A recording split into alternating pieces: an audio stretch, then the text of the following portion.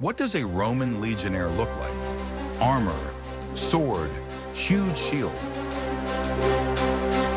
This image of a warrior, carved in marble and praised by historians, has become a symbol of Rome's indestructible power. But what if I told you that this has little to do with reality? It was clothing, not just weapons, that transformed an ordinary man into a universal soldier, capable of surviving and winning in any conditions. We will examine each element of this system to understand the secrets of Roman warriors. Watch the video to the end, and you will learn how the design of a legionnaire's clothing was a direct response to the weapons and tactics of his fiercest enemies, and why the loss of a single piece of equipment could cost the lives of an entire unit.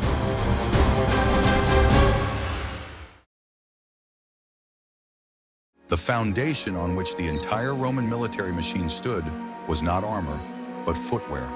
The caliga, a heavy army sandal, was a true engineering masterpiece of its time. It was this sandal that provided Rome's main strategic advantage, the mobility of its legions. The design of the caliga was thought out down to the smallest detail for maximum durability and functionality. It was carved from a single piece of thick oxhide, which minimized the number of seams and weak points. A complex system of straps secured the shoe tightly to the foot, preventing it from shifting during long marches. The most important part of the caliga was its multi-layered sole. It consisted of several layers of leather held together, creating a strong yet flexible base. Dozens of iron spikes with massive caps, known as clavi, were hammered into this sole. These spikes served several critical functions. First, they greatly increased the life of the shoes by protecting the expensive leather from abrasion against rocks and hard ground. Second, they provided the legionnaire with unmatched traction on any surface, from slippery mud to steep slopes. In close combat, the spiked sole became a formidable weapon. A legionnaire who stepped on a fallen enemy delivered a crushing blow with his entire body weight, reinforced by dozens of sharp metal points. This simple action could neutralize the enemy more effectively than a sword strike. The open design of the caliga provided excellent ventilation for the foot. This was vital for preventing fungal diseases and calluses during long marches in hot climates. The legionnaire's feet remained dry and healthy, allowing him to remain combat ready. The production of caligae was industrialized. Each military camp had workshops where shoemakers mass-produced and repaired footwear. Standardization made it possible to quickly supply thousands of soldiers with footwear of the same high quality and reliability. The march of an entire legion wearing caligae had a powerful psychological effect. The rhythmic, loud, and threatening clatter of thousands of spikes on the road could be heard for many kilometers. This sound became the hallmark of the Roman army, instilling fear and awe even before its appearance. Caligae were not just footwear, but a symbol of a soldier's status.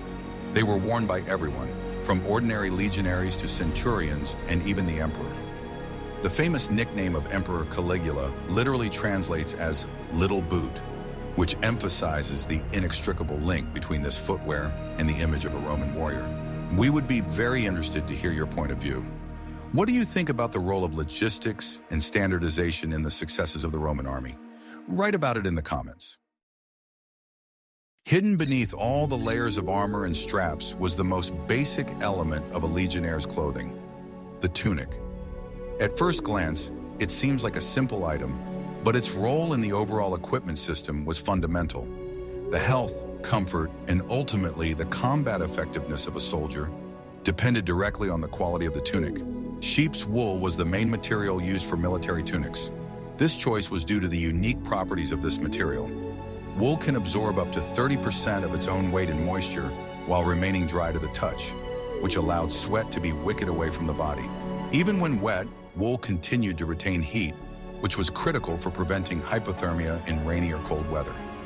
In addition, wool has natural antibacterial properties, slowing down the growth of bacteria and the appearance of unpleasant odors. This was a huge advantage in conditions where the opportunity to wash clothes was extremely rare. Contrary to popular belief, military tunics were rarely dazzling white. Most often, they were dyed in various shades of red, using an inexpensive and durable dye made from madder root. Red was practical because dirt and small stains were less noticeable on it. The cut of the tunic was ingenious in its simplicity. It consisted of two rectangular pieces of fabric sewn together, with openings for the head and arms. The military tunic was knee-length, which allowed complete freedom of movement when walking, running, and in battle. The tunic was the first and most important layer of protection for a soldier's skin. It prevented chafing from rough leather belts and heavy metal armor. Without this soft padding, a multi-day march in full armor would have been impossible. Depending on the climate and season, Legionnaires could wear several tunics at once. 2 or 3 layers of wool created air pockets that functioned like a modern thermal suit. This simple system allowed them to adapt to a wide range of temperatures, from the heat of Judea to the cold of Germany. Although the basic design was uniform, the quality of the tunic could indicate the status of its owner. Centurions and officers could afford tunics made of finer wool or even linen, dyed with more expensive pigments. However, the functionality and cut remained the same for the entire army.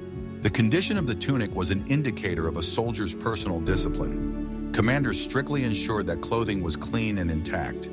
Each legionnaire carried needles and thread for immediate repairs, as any hole could cause chafing or hypothermia. But the tunic was only the first, thinnest layer of protection. In the next chapter, we will discuss a little-known but critically important element that was located between the fabric and the metal, and on which the very possibility of wearing armor in battle depended. Between the tunic and the heavy metal armor was one of the most underrated but vital elements of Roman equipment, the Subarmalis. It was a quilted underarm jacket that served as a shock absorber.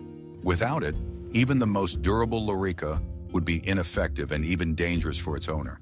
The main task of the Subarmalis was to absorb and dissipate the kinetic energy of an impact. Metal armor could stop a sword blade or spear tip, preventing a penetrating wound. However, the force of the blow did not disappear, and without a shock-absorbing pad, it could lead to broken bones, ruptured internal organs, and extensive bruising. The Subarmalis was made of several layers of thick linen or felt, which were sewn together. This multi-layered structure created a resilient cushion that dampened vibration and blunt force. It was the direct equivalent of modern body armor with anti-splinter lining. This item of clothing also played an important role in thermoregulation. The metal of the armor quickly heated up in the sun and cooled down instantly in the cold. The Subarmalis created an insulating barrier between the soldier's body and the metal, protecting against burns and hypothermia. In addition, the Subarmalis protected the body from the armor itself. The hard edges of the metal plates of the lorica segmentata, or the rings of chainmail, could rub the skin raw with constant movement. The soft and thick lining prevented this, ensuring comfort during prolonged wear of the armor. The design of the Subarmalis often included special flaps, known as pterygia. These were strips of quilted fabric or leather that hung from the shoulders and hem of the jacket. They provided additional protection for vulnerable areas, such as the shoulder joints and upper thighs. Some models of Subarmalis had special pads in the shoulder area. These pads helped distribute the weight of heavy armor and prevented it from slipping. Everything in this seemingly simple jacket was designed for one purpose: to make wearing armor as effective and safe as possible. The materials for the Subarmalis were carefully selected. Linen was preferred because of its strength and ability to breathe and wick away moisture. Pressed wool felt provided better cushioning, but was heavier and took longer to dry. Wearing lorica without Subarmalis was practically impossible and pointless. It was like having a sturdy helmet without a shock-absorbing lining. It was the Subarmalis that transformed Roman armor from simple metal armor into a comprehensive protection system. Although Subarmalis is rarely depicted in films and popular illustrations, its existence is confirmed by numerous bas-reliefs and archaeological data. It was a silent, invisible hero that saved countless lives by absorbing the force of blows that metal could not stop. Lorica Roman armor was the pinnacle of metallurgical and engineering technology of its time. It was not just armor, but the legionnaire's steel skin, allowing him to withstand a hail of blows in the thick of battle. There were 3 main types of lorica, each with its own unique advantages and intended for different tactical tasks. The oldest and most common type was lorica hamada, or chainmail. It consisted of thousands of iron rings, each of which was connected to 4 adjacent rings. The manufacturing process was incredibly labor-intensive, as each ring had to be not only bent, but also riveted for maximum strength. The main advantage of chainmail was its flexibility. It did not restrict movement at all, allowing the soldier to bend, run, and fight freely. Lorica hamata provided excellent protection against cutting and slashing blows, which simply slid off the blade. The most famous and technologically advanced armor was the segmentata lorica. It consisted of horizontal iron plates connected by a complex system of leather straps, buckles, and pins. This armor provided better protection against stabbing and crushing blows than chainmail. The design of the lorica segmentata was modular, which made it easy to replace damaged plates in the field. It also distributed weight better across the soldier's body, transferring some of the load from the shoulders to the waist. However, its complex fastening system required constant maintenance and was vulnerable to damage. The third type was lorica squamata, or scale armor. It consisted of hundreds of small metal plates sewn onto a fabric or leather base. This type of armor was particularly effective against blows from above, such as those from horsemen. Lorica squamata was often used by cavalrymen, standard bearers, and officers, as it combined good protection with a striking appearance. The scales glistening in the sun made the warrior look like a mythical creature, which made a strong impression on the enemy. Each type of armor was the result of a long evolution and combat experience. The choice of lorica depended on the era, type of troops, and region of service. Support troops more often wore cheaper and easier to maintain chainmail, while the elite legions during the heyday of the empire were equipped with segmentata lorica.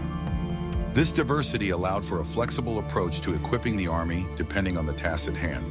But no matter how strong the armor on the body was, it was useless without protecting the most important part. In the next chapter, we will learn how the Romans protected their heads. Head and body protection were inextricably linked in Roman tactics. The helmet, galea, and shield, scutum, worked in tandem to create an almost impenetrable barrier. This combination was the basis of a legionnaire's survival in close formation. Imagine a modern special forces soldier in full gear, a helmet with face protection, body armor, and a shield. Roman legionnaires achieved a comparable level of protection using technology that is 2,000 years old. If you were standing in a Roman formation before a barbarian attack, you would understand that your life depended on perfect coordination between your helmet and shield. One without the other left you with fatal vulnerabilities. The Roman imperial helmet was the pinnacle of protective technology for its time. Its design was thought out to repel threats from different directions. The hemispherical shape effectively deflected slashing blows, causing the blade to slide to the side. The manufacture of such a helmet required the skill of dozens of craftsmen, from blacksmiths who forged the main bowl to embossing specialists who created decorative elements. Each helmet was tested for strength, and defective samples were ruthlessly discarded. If you received a new helmet, you would feel its perfect balance. The center of gravity was positioned so that your head would not get tired even after wearing it for many hours. The key elements of the helmet were a wide neck guard and massive cheek guards. The neck guard protected the neck from blows from behind, which was a common tactic of Rome's enemies. The cheek guards, in turn, covered the face, leaving only the eyes, nose, and mouth exposed. The design of the cheek guards was particularly complex.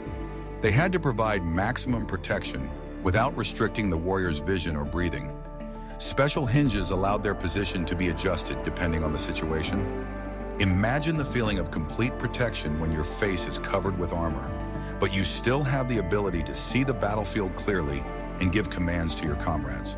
There was often an additional reinforcing visor above the forehead of the helmet. It was designed to stop a slashing blow aimed at the face.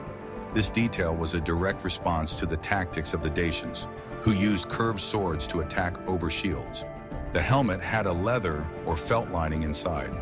It not only made it comfortable to wear, but also served as a shock absorber, softening the force of the blow. Without it, even an unbroken helmet could cause serious concussion. The quality of the lining determined whether a warrior could fight effectively throughout the day or would suffer head injuries from his own helmet. The best linings were made from specially treated sheepskin with the addition of horsehair for extra cushioning. If you wore such a helmet on a hot day, you would appreciate the importance of ventilation holes and the absorbent properties of the lining. The scutum, a large rectangular shield, was the Legionnaires' mobile wall. It was made of 3 layers of glued wooden slats, covered with leather, and had a metal rim. This design was both durable and relatively lightweight. The technology used to make the Singulum resembled the modern production of layered composite materials. Each layer of wood was positioned perpendicular to the previous one, which gave the shield exceptional strength when bent.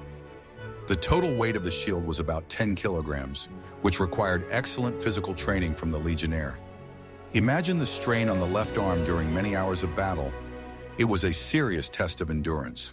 The convex shape of the shield allowed it to effectively deflect blows and projectiles. In the center of the Singulum was an umbo, a massive metal hemisphere. It not only protected the hand holding the shield, but was also a weapon that could be used to deliver a powerful blow to the enemy's face. The size of the Singulum allowed the Legionnaire to cover his body from chin to knees. In close formation, the shields of neighboring warriors overlapped each other, creating a solid wall. It was from behind this wall that the Legionnaires delivered short stabbing blows with their gladiuses. The technique of working with a Singulum in formation required constant training and flawless coordination with comrades. The slightest gap in the shield wall could be fatal for the entire unit. If you were standing in the front row of the Roman formation, you would feel your neighbor's shields touching yours, creating a feeling of an impregnable fortress from which you could safely attack the enemy. The pinnacle of the tactical use of the Singulum was the formation of the tortoise, renitestudo. Soldiers closed their shields on all sides and above, turning the unit into an armored box. In this formation, Legionnaires could safely approach the walls of enemy fortresses under a hail of arrows and stones. Executing the testudo required exceptional discipline and coordination. Each soldier had to know his place exactly and move in sync with the others. The soldiers in the center raised their shields above their heads, creating a roof, while those on the edges held their shields outwards, forming walls. Imagine the feeling of being inside such a living fortress. Arrows whistling and stones flying outside, but you feel completely safe under the reliable protection of your comrades' shields. Thus, the helmet and shield were not separate elements of protection. They formed a single system that allowed the Legionnaire to survive the fiercest battles. This system had been honed over centuries of combat and was one of the main secrets of Roman victories. The military belt, or Singulum, was not just a detail for holding clothes or carrying weapons. It was an important status symbol that distinguished a soldier from a civilian. Its appearance and design indicated that its owner belonged to the most powerful army in the world. Imagine modern insignia, epaulets, stripes, emblems, that instantly identify a military person in a crowd of civilians. The Roman Singulum served a similar function, but was a much more noticeable and impressive element. If you met a legionnaire on the streets of a Roman city, the first thing that would catch your eye would be this richly decorated belt, which unmistakably identified the wearer as a member of the military caste. The Singulum consisted of a thick leather belt richly decorated with metal plates. These plates not only served as decoration, but also gave the belt additional strength. The higher the rank of the warrior, the more richly decorated his belt could be. The manufacture of a high-quality Singulum required the skills of several craftsmen, a leather worker who worked with the base, a metallurgist who created decorative elements, and an engraving specialist. The most luxurious examples could cost as much as several months' salary for a simple legionnaire. If you were a centurion, your belt would serve not only as a functional item, but also as an investment in your reputation. Your subordinates would immediately understand who they were dealing with by looking at the quality and richness of the decorations. The most noticeable part of the Singulum was the so-called apron. It consisted of several leather straps hanging down in front. Each strap was covered with metal plates and ended with a heavy pendant. When walking, these elements made a loud and distinctive clanking sound. When an entire legion marched, this sound merged into a single hum, which served as a means of psychological pressure. It was the sound of approaching war, recognizable and terrifying. Imagine the silence of an ancient forest suddenly broken by a rhythmic metallic clang coming from afar. This sound meant only one thing. The Roman army was approaching. Rome's enemies quickly learned to recognize this ominous clang and knew that they had very little time to prepare for battle or flee. The psychological effect was so strong that many tribes surrendered upon hearing the distinctive sound of the Roman formation. In addition to its symbolic and psychological function, the apron provided some protection for the groin area. Although it could not stop a direct blow, it could deflect or weaken a slashing sword strike. It was an additional, albeit limited, line of defense. On the right side of the belt was attached the scabbard of the gladius, the Legionnaire's short sword. The sturdy construction of the Singulum ensured that the weapon was securely fastened and quickly accessible. The belt was an integral part of the weapon carrying system. The sword was placed on the right side for a reason. It allowed the Legionnaire to quickly draw the weapon with his right hand without interfering with the movements of the shield in his left hand. The scabbard had a special design that held the sword in place while running and jumping, but allowed it to be drawn instantly when necessary. If you had fought in the Roman army, you would have understood the importance of this seemingly simple detail. In a critical moment of battle, seconds decide the outcome of the fight. On the left side of the belt hung the pugio, the Legionnaire's dagger. It was not only a weapon of last resort in close combat, but also a universal tool. It was used for household needs in the camp, from cutting food to minor repairs of equipment. The pugio blade was wide, leaf-shaped, and ideal for delivering powerful stabbing blows. It was capable of piercing even chainmail or leather armor. The presence of this weapon gave the soldier additional confidence in battle. The geometry of the pugio blade was the result of centuries of evolution of cold weapons. The wide base provided maximum striking power, and the pointed tip easily penetrated the enemy's armor. Unlike the gladius, which was designed for use in formation, the pugio was the personal weapon of each soldier. Imagine a situation where your main sword is broken or lost, and the enemy is already close. At that moment, the pugio became the last hope for salvation. The pugio's hilt and scabbard were often richly decorated. Archaeologists have found examples inlaid with silver and enamel. This suggests that the dagger was also a source of personal pride for the soldier. Thus, the belt and dagger were not just accessories. The Singulum determined the status of a warrior and played a role in psychological warfare. The pugio was both a formidable weapon and an indispensable tool, completing the image of a legionnaire. The main enemy of any army is often not the opponent, but the climate and disease. The Romans, whose empire stretched from hot deserts to cold forests, understood this perfectly well. Therefore, a legionnaire's equipment included items specifically designed to protect against inclement weather. Imagine a modern soldier equipped with high-tech gear featuring thermoregulation, waterproof membranes, and synthetic insulation. Roman legionnaires achieved a comparable level of protection from the elements using only natural materials and centuries of experience. If you served in the legion, you would quickly realize that your life depended not only on your sword and shield, but also on the quality of your cloak and a properly tied scarf. A key element was the military cloak, the sagum. It was made from a single large rectangular piece of thick, dense wool. This item, simple at first glance, was a universal survival tool. The dimensions of the sagum were carefully calculated. It had to completely cover the soldier from head to knees, but at the same time not interfere with movement in battle. The quality of the wool varied depending on the status of the legionnaire and the climatic conditions of the region where he served. If you received your first sagum, you would be surprised by its weight.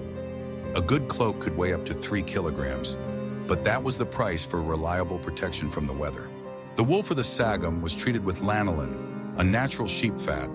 This made the fabric virtually waterproof. During heavy rain or snowfall, the cloak reliably protected the soldier and his equipment from getting wet, preventing hypothermia. The process of treating the fabric with lanolin was a real art. The fat had to be evenly distributed over the entire surface of the fabric without compromising its breathability. Modern membrane fabrics work on similar principles, but the Romans achieved this effect using only natural means. Imagine the feeling of complete dryness under such a cloak during heavy rain, when water simply rolls off the fabric without penetrating it. At night, the sagum turned into a warm blanket. Legionnaires often slept under the open sky, and this cloak was their only protection from the night cold. The ability to rest properly and regain strength was critical to maintaining combat readiness. The technique of using the sagum as a blanket was passed down from veterans to recruits and included many tricks for maximum heat retention. Experienced legionnaires knew how to wrap themselves in the cloak to create air pockets that acted as additional insulation. If you spent a cold night under such a cloak, you would understand that high-quality wool can keep you as warm as a modern sleeping bag. The cloak could also be used as an improvised shield. Wrapped around the left arm, it could soften or even stop a sword blow. In a critical situation, such a simple tactic could save a life. Another important element was the scarf, or focal. It was a strip of wool or linen fabric that was tied around the neck. Its main function was to protect the skin from rubbing against the hard edges of armor and helmets. The focal was not just a utilitarian item, but also an element of military fashion. Its color and the way it was tied could indicate a soldier's rank or his affiliation with a particular unit. A high-quality focal was made of soft fabric with a special weave that ensured maximum moisture absorption. If you wore heavy Roman armor, you would quickly appreciate the importance of this small piece of equipment. Constant friction of metal against the neck could lead to serious wounds, which could easily become infected in field conditions. The focal created a soft barrier, preventing this danger. In addition, it absorbed sweat, increasing comfort and hygiene. In northern provinces such as Britain and Germany, legionaries wore trousers or bracha. Initially considered barbaric clothing, they were adopted for purely practical reasons. Woolen trousers were indispensable for protection against cold and moisture. The adoption of barbaric clothing was a striking example of Roman pragmatism. Tradition and prejudice gave way to practical necessity. Roman brachia differed from Germanic trousers in that they were more tightly cut and had reinforced seams, adapted to the needs of the legionary. Imagine the psychological discomfort of a Roman soldier who first puts on the clothes of his recent enemies, but quickly realizes their advantages in the harsh northern climate. The Romans also used woolen socks called eudones in cold climates. They were worn under caligae to keep the feet warm. This simple innovation significantly increased the legion's ability to operate in harsh winter conditions. Frostbite of the feet was one of the main reasons for the loss of combat effectiveness in northern campaigns. So the advent of warm socks was a real revolution in military affairs. Eudones were knitted from specially treated wool with the addition of animal fat for extra water resistance. If you had to march for days through snow-covered Britain, you would understand that warm socks can be more important than the most expensive weapons. This system of clothing for inclement weather demonstrates the pragmatism of the Romans. They were willing to borrow and adapt any useful technology, even if it came from their enemies. The main goal was always to maximize the effectiveness and survivability of the soldier. The effectiveness of Roman military equipment depended not only on its design, but also on a complex system of logistics and maintenance. The army was a self-sufficient organism, capable of maintaining its combat readiness far from home. This was achieved through standardization and the presence of skilled specialists in each legion. Imagine a modern military base in a remote region. It has workshops, spare parts warehouses, skilled technicians, and clear standards for equipment maintenance. The Roman legions created a similar system 2,000 years ago, but without modern technology and transportation. If you commanded a legion in Britain or Germany, you would understand that the success of a campaign depends not only on the bravery of the soldiers, but also on how quickly armor can be repaired or broken weapons replaced. The Fabri, the legion's engineers and craftsmen, played a key role. These were soldiers skilled as blacksmiths, carpenters, shoemakers, and armorers. They were responsible for the maintenance of everything from sandals to siege engines. The Fabri were an elite unit. They were not just craftsmen in military uniform, but versatile specialists capable of solving any technical problem in the field. Their training lasted for years and included not only the mastery of crafts, but also the study of military tactics. If you served as a Farbiar, you would be proud of your status. These people were indispensable and enjoyed special respect among the legionnaires. Full-fledged workshops were set up in every permanent or temporary camp. Here, damaged armor was repaired, worn-out straps on segmentata lorica were replaced, and broken rings and chainmail were replaced. The presence of such workshops made it possible to quickly return equipment to service. The mobile workshops of the Roman legions resembled modern field hospitals. They could be set up in a few hours anywhere the legion stopped. Dozens of specialists worked in these workshops, each responsible for a specific type of equipment. Imagine the coordinated work of this military-industrial complex in miniature. While some repair armor, others sharpen swords, and still others repair shoes, all of this taking place in a few tents in the middle of barbarian lands. Standardization was the basis of this system. Plates for segmentata lorica, spikes for caligae, and helmet parts were all made to a single design.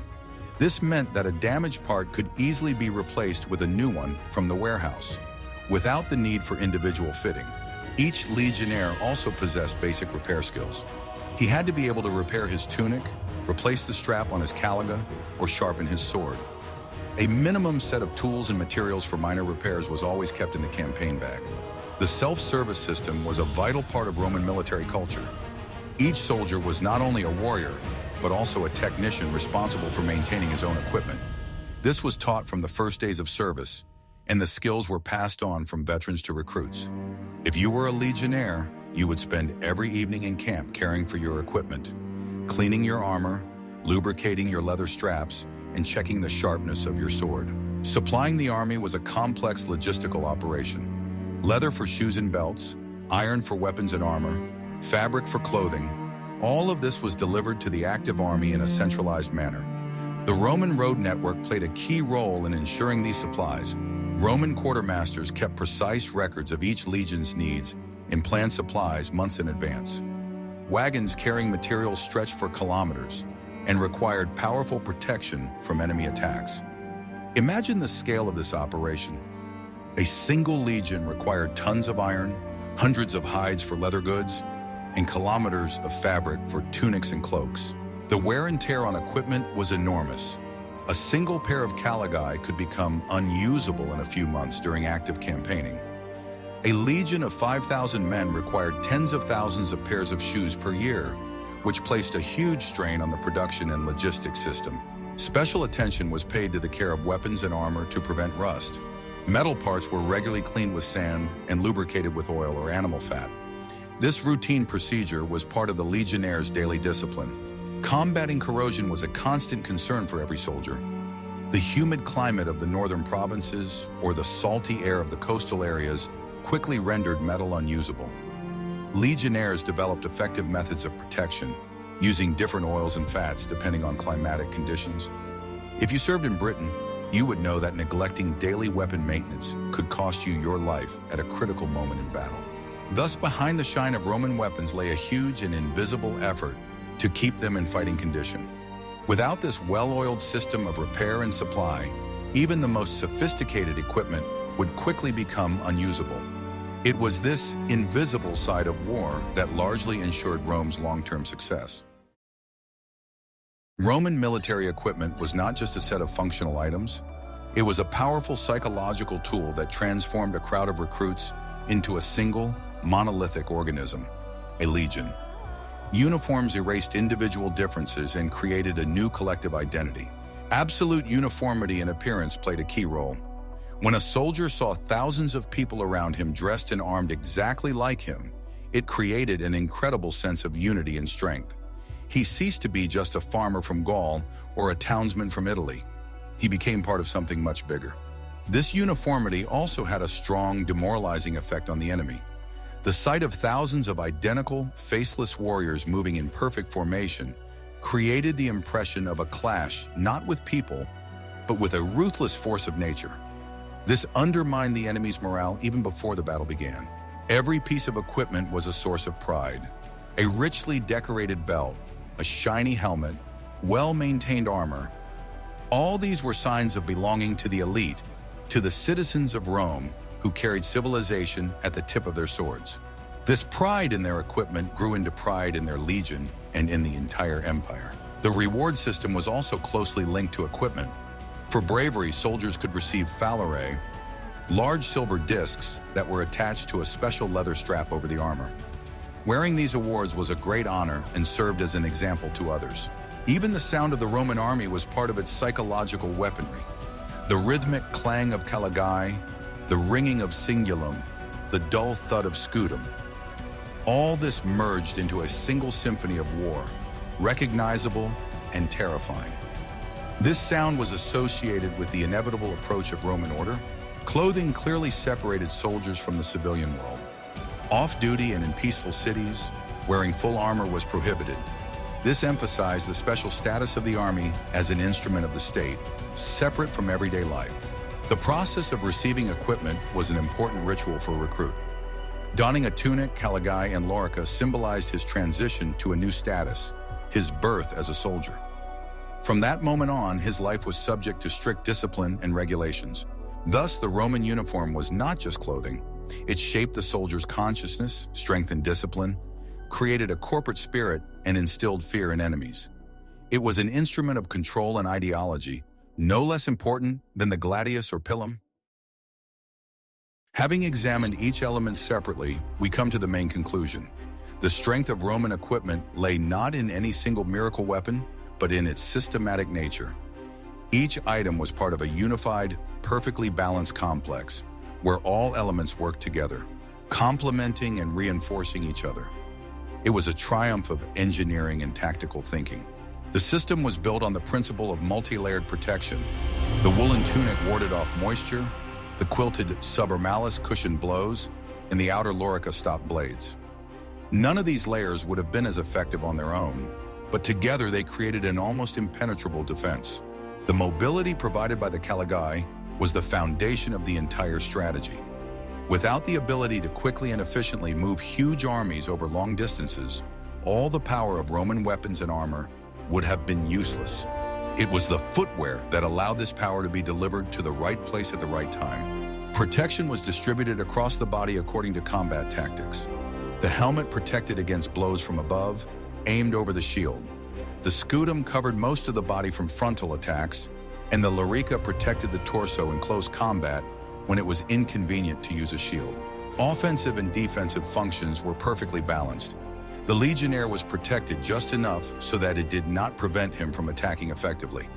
The weight and design of the equipment were a compromise between maximum protection and the mobility necessary for combat. This system was versatile and adaptable.